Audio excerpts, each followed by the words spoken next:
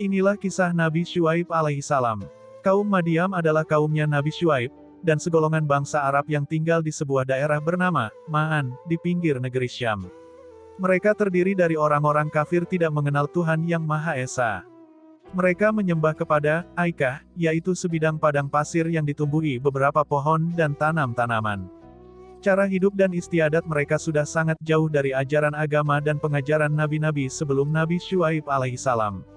Kemungkaran, kemaksiatan dan tipu menipu dalam pergaulan merupakan perbuatan dan perilaku yang lumrah dan rutin. Kecurangan dan perkhianatan dalam hubungan dagang seperti pemalsuan barang, kecurian dalam takaran dan timbangan menjadi ciri yang sudah sebati dengan diri mereka.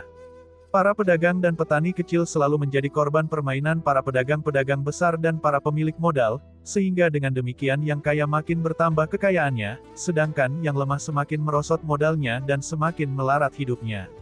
Sesuai dengan sunnah Allah sejak Adam diturunkan ke bumi bahwa dari waktu ke waktu bila manusia sudah lupakan kepadanya dan sudah jauh menyimpang dari ajaran-ajaran nabi-nabinya, dan bila iblis serta syaitan sudah menguasai sesuatu masyarakat dengan ajaran dan tuntutannya yang menyesatkan, maka Allah mengutuskan seorang rasul dan nabi, untuk memberi penerangan serta tuntutan kepada mereka agar kembali ke jalan yang lurus dan benar, jalan iman dan tauhid yang bersih dari segala rupa syirik dan persembahan yang batil.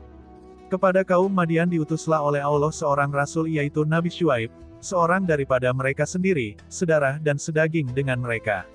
Ia mengajak mereka meninggalkan persembahan kepada Aikah, sebuah benda mati yang tidak bermanfaat atau bermudarat, dan sebagai gantinya melakukan persembahan dan sujud kepada Allah yang Maha Esa, pencipta langit dan bumi termasuk sebidang tanah yang mereka puja sebagai Tuhan mereka.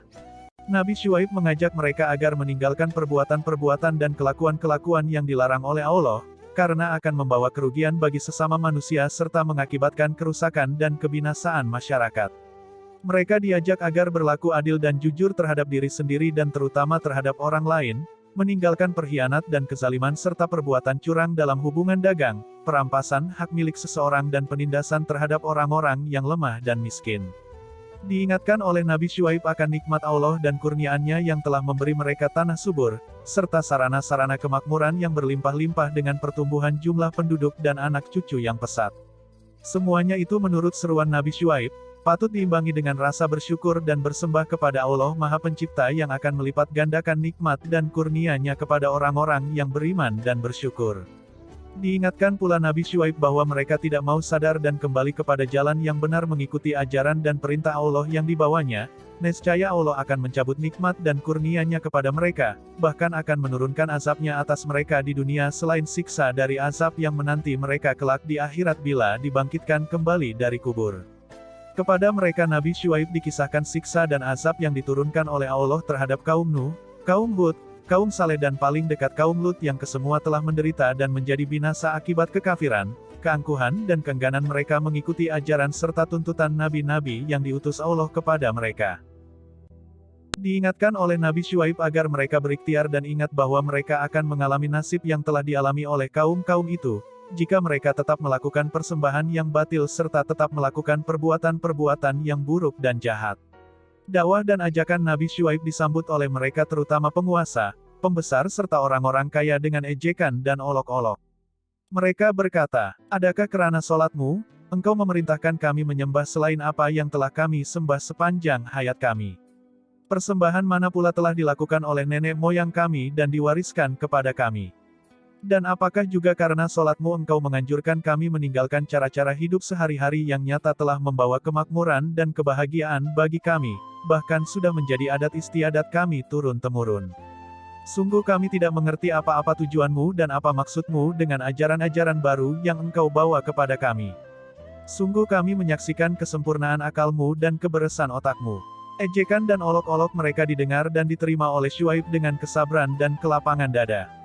Ia sesekali tidak menyambut kata-kata kasar mereka dengan marah atau membalasnya dengan kata-kata yang kasar pula.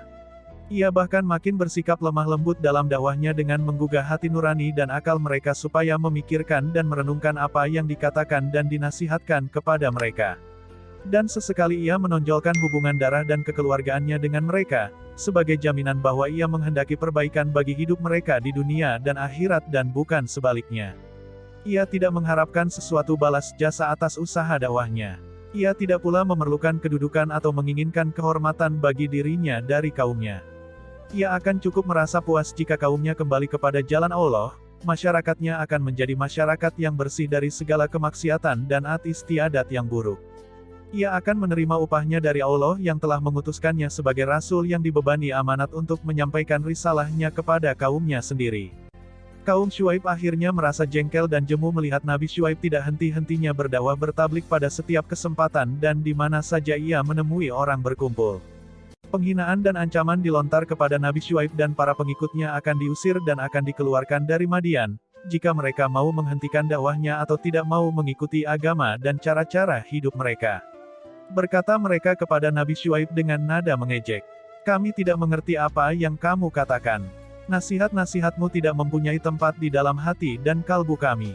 Engkau adalah seorang yang lemah fisikalnya, rendah kedudukan dalam pergaulan, maka tidak mungkin engkau dapat mempengaruhi atau memimpin kami yang berfisikal lebih kuat dan berkedudukan yang lebih tinggi daripadamu.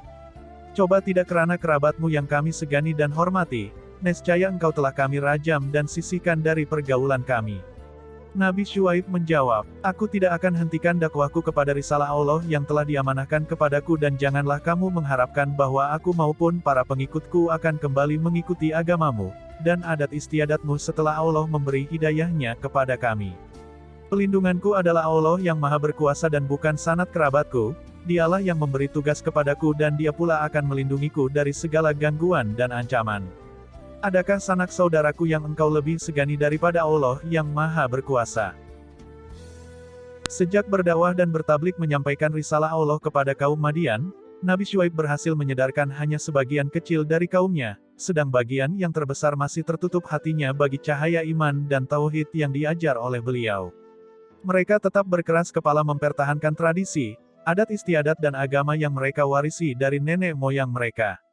Itulah alasan mereka satu-satunya yang mereka kemukakan untuk menolak ajaran Nabi Syuaib, dan itulah benteng mereka satu-satunya tempat mereka berlindung dari serangan Nabi Syuaib atas persembahan mereka yang batil dan adat pergaulan mereka yang mungkar dan sesat.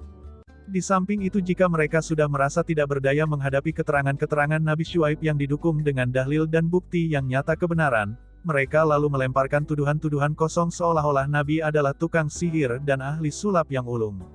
Mereka telah berani menentang Nabi Syuaib untuk membuktikan kebenaran risalahnya dengan mendatangkan bencana dari Allah yang ia sembah dan menganjurkan orang menyembahnya pula. Mendengar tentangan kaumnya yang menandakan hati mereka telah tertutup rapat-rapat bagi sinar agama dan wahyu yang ia bawa dan bahwa tiada harapan lagi akan menarik mereka ke jalan yang lurus, serta mengangkat mereka dari lembah syirik dan kemaksiatan serta pergaulan buruk, maka bermohonlah Nabi Syuaib kepada Allah agar menurunkan azab, siksanya kepada kaum Madian bahwa wujudnya serta menentang kekuasaannya untuk menjadi ibrah dan peringatan bagi generasi-generasi yang mendatang. Allah yang maha berkuasa berkenan menerima permohonan dan doa Syuaib, maka diturunkanlah lebih dahulu di atas mereka hawa udara yang sangat panas yang mengeringkan kerongkongan karena dahaga yang tidak dapat dihilangkan dengan air, dan membakar kulit yang tidak dapat diobati dengan berteduh di bawah atap rumah atau pohon-pohon. Di dalam keadaan mereka yang sedang bingung, panik berlari-lari ke sana kemari, mencari perlindungan dari terik panasnya matahari yang membakar kulit dan dari rasa dahaga karena keringnya kerongkong, tiba-tiba terlihat di atas kepala mereka gumpalan awan hitam yang tebal, lalu berlarilah mereka ingin berteduh di bawahnya. Namun setelah mereka berada di bawah awan hitam itu seraya berdesak-desak dan berjejal-jejal, jatuhlah ke atas kepala mereka percikan api dari jurusan awan hitam itu diiringi oleh suara petir dan gemuruh ledakan dahsyat, sementara bumi di bawah mereka bergoyang dengan kuatnya menjadikan mereka berjatuhan, tertimbun satu di bawah yang lain dan melayanglah jiwa mereka dengan serta-merta.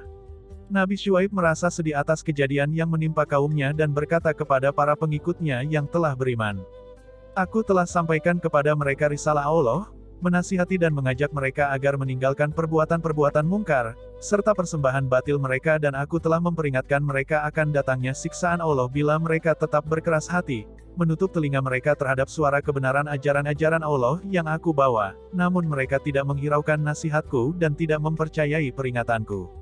Karenanya tidak patutlah aku bersedih hati atas terjadinya bencana yang telah membinasakan kaumku yang kafir itu."